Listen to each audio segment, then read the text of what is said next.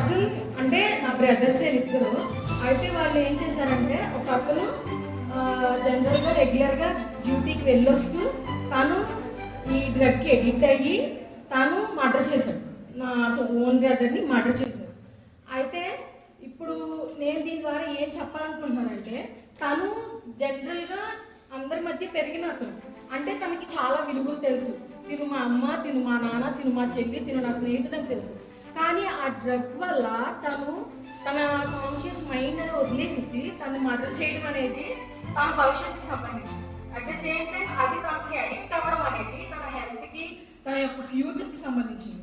ఇప్పుడు ఓకే, తను బతికి బయటపడ్డాడు, తిను ఈ కేసు అనేది అంత లాంగ్ వెళ్ళకోకుండా సర్వైవ్ అయ్యాడు.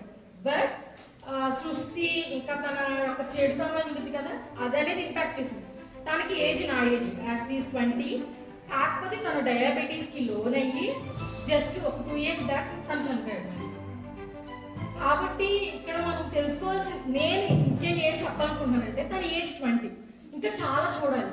మనము పుట్టాం కాబట్టి ఈ దేశానికి అట్లీస్ట్ మన ఫ్యామిలీకైనా ఏదో ఒకటి చేసి చనిపోవాలి.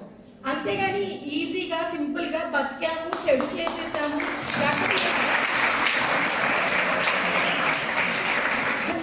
నాడు ఎన్ని సంవత్సరాలు బతికాడో కానీ ఏదో ఒకటి చేసి సాధించి చనిపోవాలని నాకు నా గురువులు, నా తల్లిదండ్రులు నేర్పించారు.